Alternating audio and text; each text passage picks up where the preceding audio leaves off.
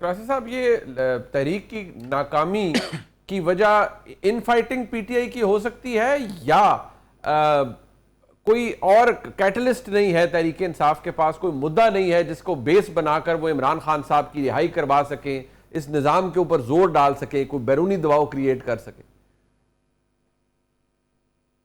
یہ بڑا آپ کا اہم سوال ہے جو میرا خیال خان صاحب کو اور ان کی پارٹی کو پرابلم ہو رہے ہیں، جس کی وجہ سے وہ کوئی جوائنٹ یا کوئی بڑی قسم کی تحریک نہیں چلا پا رہے، وہ پنجاب ہے۔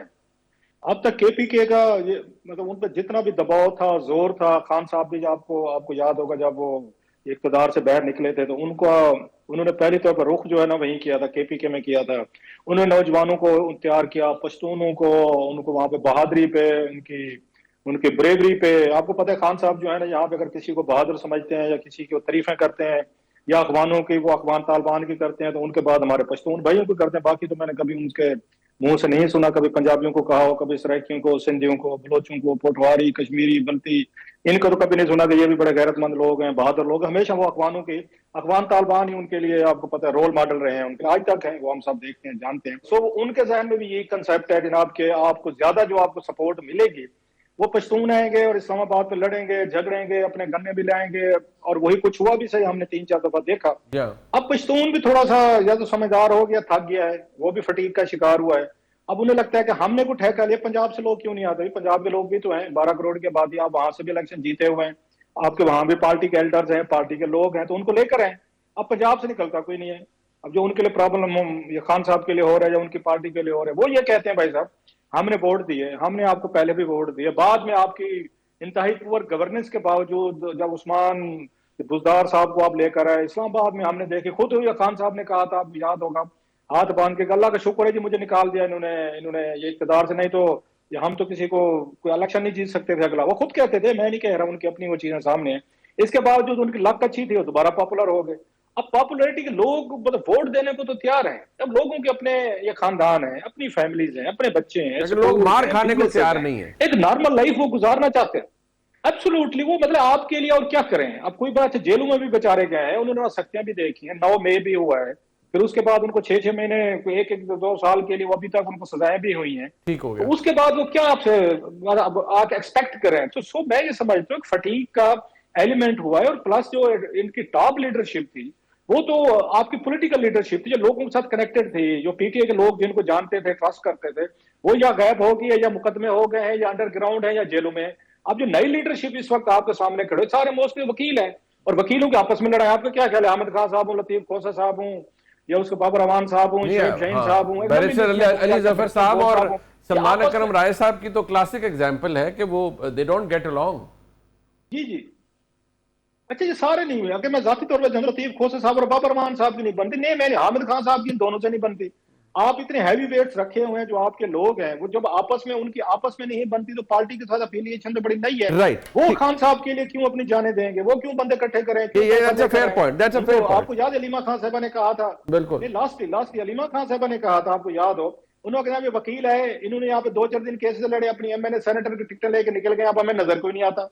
سو آپ نے جب اس طرح کا کراؤڈ اکٹھا کر لیا جن کا لوگوں کے ساتھ تعلق نہیں ہے، جو پیسے لے کے کسی کا کیس لڑتے ہیں، ٹھیک تو ہے، آپ کو کیوں لگتا ہے کہ آپ کے لیے بندے اکٹھے کریں گے، جیلوں میں جائیں گے یا اور کوئی وہ پیسہ تحریک؟ لگائیں گے، فنڈ لگائیں گے اور بندے لائیں گے؟ I doubt it. ایبسولوٹلی۔ اچھا ایک بات افتخار صاحب، ابھی آپ نے کہا اگر قانون اور آئین کے مطابق کوئی تحریک ہو تو وہ بھی چلنی چاہیے، دوسرا آپ نے کہا عدالتوں سے جو اس کو قانون کے مطابق ریلیف ملے بالکل ملنا چاہیے، شواہد کمزور ہیں تو رہائی ہو جائے گی۔ سوال یہ ہے سر کہ تحریک انصاف کا جو ایک آرگیومنٹ ہے وہ یہ کہ جی 26ویں آئینی ترمیم کے بعد اور ویسے بھی اس نظام کے اندر وہ 6 ججز کا خط اپنی جگہ سب کچھ، اتنی مداخلت ہے ایگزیکٹو کی عدلیہ کے معاملات میں کہ عمران خان کو تو کوئی فیئر ٹرائل مل ہی نہیں سکتا۔ عمران خان کو تو کوئی سزا جو اب ان کی سزا ایک ہے ایک 190 ملین پاؤنڈ مقدمے میں، وہ تو ان کی اپیل ہی نہیں لگتی، سزا معطلی کی درخواست ہی نہیں لگتی، تو ان کو انصاف کہاں سے ملنا ہے؟ ہم نے ماضی میں بھی دیکھا کہ جب میاں نواز شریف صاحب زیر عتاب تھے، ان کی فیملی زیر عتاب تھی، ان کو بس کبھی لیف مل جاتا تھا کبھی نہیں ملتا تھا، اور پھر شوکت عزیز صدیقی صاحب کی مثال ہمارے سامنے ہے۔ تو کیا ہم اس کنکلوژن پر پہنچ سکتے ہیں کہ بدلا کچھ نہیں؟ اس وقت کے حالات تھے، ادھر بھی انٹرونشن تھی عدلیہ کے معاملات میں، عدلیہ کے معاملات میں آج بھی انٹرونشن ہے حکومت کی یا حکومتی اداروں کی۔ میں آپ سے یہ پوچھ سکتا ہوں کہ پاکستان کے اندر کیا صرف ایک قیدی ہے؟ اور کیا میں یہ پوچھ سکتا ہوں کہ راولپنڈی کے اندر اور اسلام آباد کے اندر ایک قیدی کے خلاف ہی مقدمہ چلانے کے لیے تمام عدالتیں بنی؟ نہیں یہ کیا باتیں ہم کرتے ہیں؟ درست بات ہے، اور ایک ہم نہیں جو بینیفٹ، ایک سیکنڈ یہ بینیفٹ آف ڈاؤٹ دینے کے لیے میں شاباش دیتا ہوں پی ٹی آئی کو کہ جس دن سے وہ جیل میں گیا ہے ہم اس کے علاوہ پروگرام کرتے ہی نہیں ہیں. پروگرام کا آغاز اس سے شروع کرتے ہیں اور پروگرام کا خاتمہ بھی اسی سے شروع کرتے ہیں. تمام کے تمام ٹیلی ویژن والے، آلموسٹ تمام اینکر، اور یہ ہے ان کی کامیابی. آپ کا یہ سوال کہ 26ویں ترمیم سے پہلے یہ گرفتار ہوئے ہیں یا 26ویں ترمیم کے بعد یہ گرفتار ہوئے ہیں؟ بہت پہلے گرفتار ہوئے. اس کا بھی تو جواب مجھے چاہیے، مجھے اس کا بھی جواب چاہیے. اور کیا 9 مئی کو کوئی واقعہ نہیں ہوا؟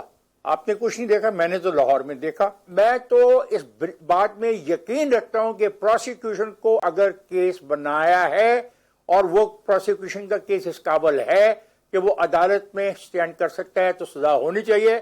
اگر پروسیکیوشن کے کیس میں کوئی سکم ہے تو اس کا فائدہ benefit of doubt will go to the concern person جو اس میں آپ نے ملوث کیا. میں تو ڈے 1 سے کہہ رہا ہوں I am one of the few journalist in Pakistan جو کہتا ہے اس کو سزائے موت مت دینا، جو کہتا ہے کہ پارٹی کو بین مت کرنا.